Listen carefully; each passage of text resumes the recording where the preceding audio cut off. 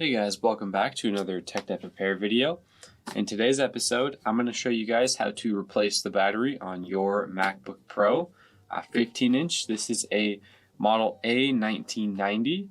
This is going to be very similar, if not identical, on a 1707, so that will also apply if you guys own that model, which is just a year older than this one. But yeah, we'll have this battery as well as all the tools you see in today's video available on our website and linked in the description below. But let's go ahead and get into today's repair. So we're going to start by flipping the unit over, and we're going to remove the 6 pentalobe screws on the bottom case. The 2 at the top are going to be longer than the 4 at the bottom.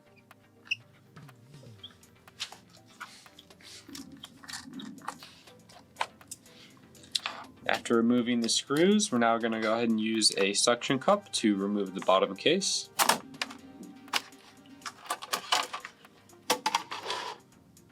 As always, even though we're replacing the battery, as always, the first thing you're going to want to do is remove this cover. Take your plastic spudger and unplug the battery management unit flex cable right here. Then you're going to want to take a T5 screwdriver and undo the pancake screw holding the jumper from the logic board onto our battery daughter board here. And now our unit's safe to work on, and we can continue to remove our battery, or if you're doing any other work, make sure you do this step first as well. Okay, so since we're going to be removing the battery, we are going to reuse our Daughterboard flex cable. We do have these on our website. If yours is faulty or if you need a new one, we'll have them linked in the description below as well. But we're going to go ahead and remove this one, and we're going to install that one on our new battery when we go to install that. After removing that flex cable, we're going to take a T3 screwdriver and remove the retention bracket that holds the trackpad and keyboard cables to the logic board here. And we're going to unplug and peel the trackpad flex cable back. And we're going to take a PL1 screwdriver and remove the 2 screws holding our daughter board for the battery here to the top case. So now we're going to go ahead and either remove, or what I'm going to do in today's video is make it so we can tilt up or prop up our logic board to slide the battery out, because you can see that right here there are 2 little runners that run from the battery cells to our daughter board here that go underneath the logic board. So we'll have to either, like I said, fully remove it, or what I'm going to do today, tilt it up. So to do this, we're going to start with the T3 screwdriver. We're going to remove 2 logic board screws.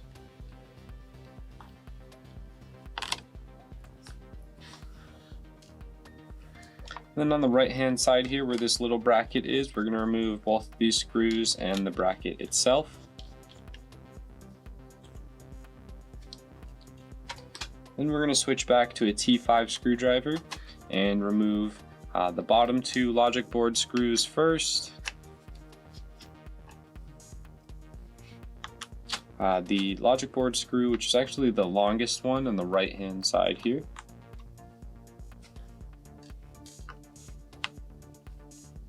We're just going to work our way around this logic board, removing these screws. And of course our Wi-Fi antenna bracket screw as well. Alright, so with that done, all we have to do is now disconnect some connections here. We're going to start with the left-hand speaker, our keyboard cable, our right-hand speaker, this connection on the right, and our CPU fan connector right here. There we are. So now if we use our plastic spudger, we should be able to prop the board up enough to get our battery out. So let's test that here. Yeah. So as you can see, it's even got a little bit more room to go up, but we do have enough room to get our battery out. And in the next step, we're going to go ahead and use some 98% or higher isopropyl alcohol And we're just going to go ahead and put this around the battery. What that's going to do is it's going to soak up in the adhesive strips that hold the battery to the top case and help soften them. It's just going to make it easier to remove.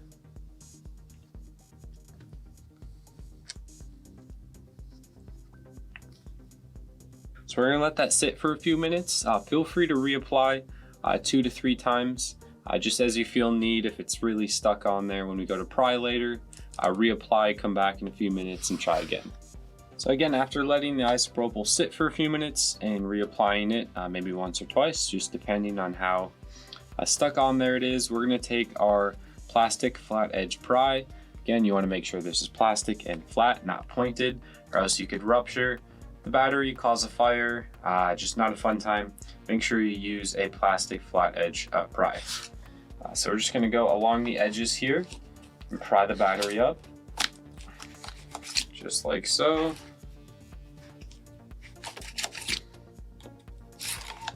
Looks like our middle is already loose on this one. Yeah, okay. All right, so now that our battery is fully pried and free from the top case, all we have to do is take our plastic spudger and we're going to go ahead and wedge up our logic board just enough to get the battery runners out from underneath it. So there's one side. Let's go over here and get this side now. There we are. So that is our old battery removed. We do have to go ahead and remove these adhesive strips. And of course, to do so, I recommend more isopropyl alcohol just to soften them.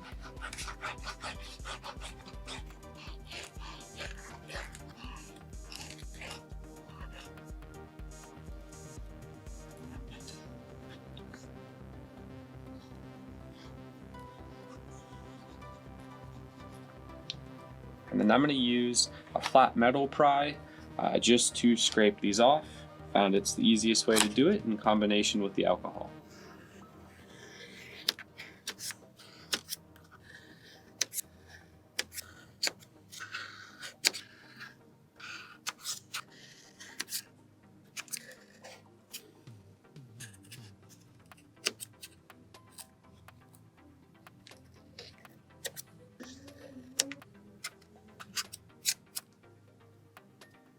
So after scraping off all of our adhesive, we're just going to pour some more isopropyl alcohol down and come through with a paper towel just to clean up the residue and whatever's left here to make our surface clean for our new battery to adhere to.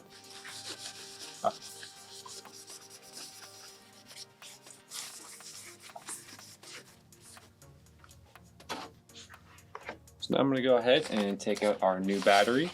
Again, if you guys are looking for any parts or tools, specifically this battery, we will have it linked in the description below and also available at our website, techdev.com. Alright, so a few things to note here. Before I go ahead and take our adhesive strips and prepare them by removing the covers, we're going to lay the runners underneath the logic board. It's important to do this first because if you peel off these protective covers and the battery is now tacky and wants to stick to the top case, and you line it up wrong or don't have them all the way in, it's going to be a headache. It's just a pain to get everything lined up that way. I like to go ahead and get these runners underneath the logic board and then get my battery in place. So again, to do that, we're just going to prop it up and slide it under. I'm going to start with the right hand side here. Right, move on to the left hand side here now.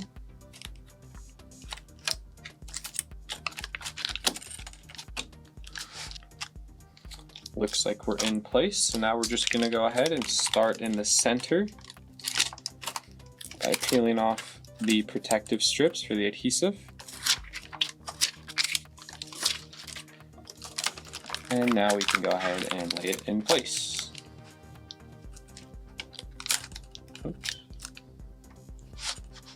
Alright, so after getting it in place, we're just going to go ahead and press down firmly, evenly everywhere to get the battery to adhere to the top case.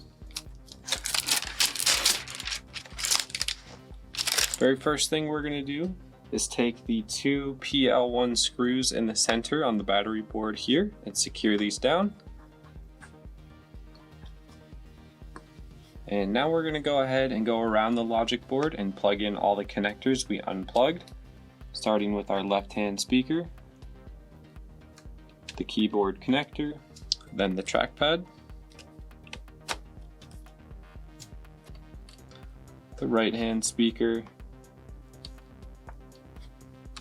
this connection here, our CPU and header right here,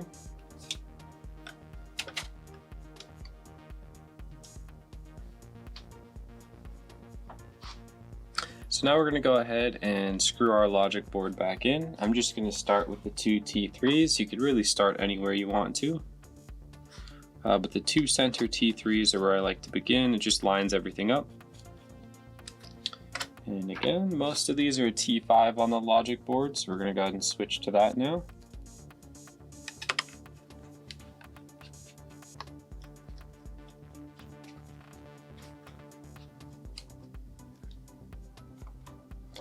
Now we're going to switch to a T3 and screw in all the retention brackets for the cables that we disconnected in order to tilt the logic board up.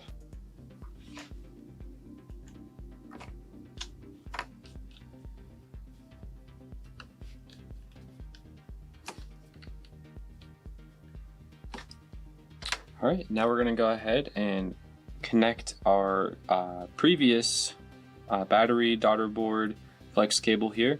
You notice there's two ends. One is smaller right here, one's larger over here. Also there's a S turn and a white dot. Easy way to identify. Closer to the S turn or the smaller one goes into the Daughterboard side. Larger one with the white dot goes into the logic board side.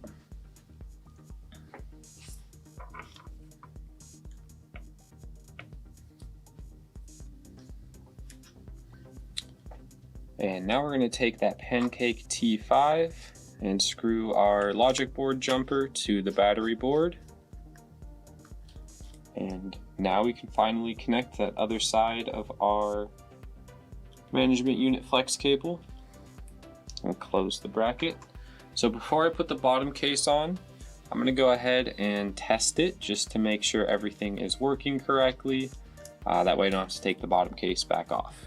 So we're going to grab a charger, plug it in,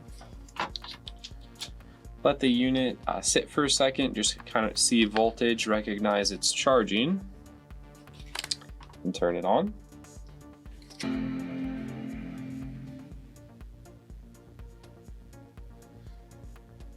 And so far so good. The unit did turn on, so we do need to check that it is detecting a charge. And it's also holding a charge when we take it off of the charger. If it's not, check your battery management unit flex cable. That's going to be the culprit here. So let's see.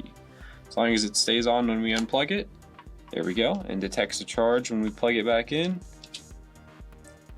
There we are. That means today's repair was successful. Again, if it's giving you any issues, double check that flex cable underneath here that runs from the battery Daughterboard to the logic board. That tends to be the one that will give people issues, especially if it's turning off the second you unplug it, or if it's not detecting a battery, that's going to be why.